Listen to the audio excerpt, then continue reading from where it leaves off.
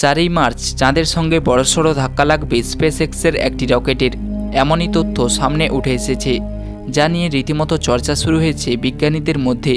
সেই ধাক্কার ফলে সম্পূর্ণ ধ্বংস হতে পারে স্পেসএক্সের রকেটটি, যার নাম ফ্যালকন 9। এলন মাস্কের সংস্থা স্পেসএক্স 2015 সালে ওই রকেটটিকে মহাকাশে পাঠিয়েছিল। দীর্ঘ 7 বছর যাত্রা করে বর্তমানে সেটি পৃথিবী থেকে 10 লাখ মাইল দূরে অবস্থান করছে। 4ই মার্চ 2022 তারিখে ওই রকেটটির সাথে চাঁদের সংঘর্ষ হবে। বিজ্ঞানীরা এখনও পর্যন্ত আন্দাজ করেছেন ওই দিন সকাল 7:25 নাগাদ সংঘর্ষ হতে পারে। নাসার কাজের জন্য 2015 সালে ওই রকেটটিকে মহাকাশে পাঠানো হয়।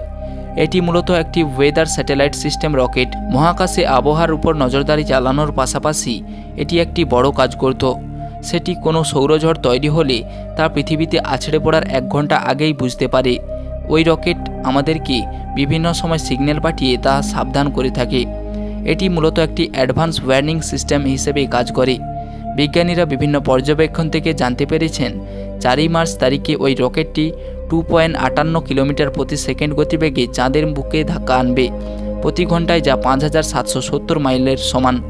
এ বিষয়ে আর্স টেকনিক্যালি একটি রিপোর্ট প্রকাশ করা হয়। তাতে জানানো হয় এই মুহূর্তে পর্যাপ্ত জ্বালানি নেই ওই রকেটটিতে, যার ফলে এটিকে পৃথিবীতে আর ফিরিয়ে আনা সম্ভব হবে না। অন্যদিকে শক্তি না থাকায় আর্থ মুন সিস্টেম থেকে এটি বেরিয়ে আসতে পারবে না।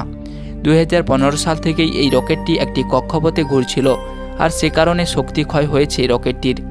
বিল গ্রে নামে এক মহাকাশ বিজ্ঞানী বলেছেন, এটাই প্রথম ঘটনা যেখানে এই ধরনের রকেটের সঙ্গে চাঁদের সংঘর্ষ হবে। যদিও ওই রকেটের একদম কোন অংশটি চাঁদে আঘাত আনবে সে বিষয়ে নির্দিষ্ট করে বুঝে উঠতে পারেননি বিজ্ঞানীরা। তাদের কথায় কিছু বিষয়ের উত্তর আমরা এখনও পাইনি, তবে সেগুলি খোঁজার চেষ্টা করছি।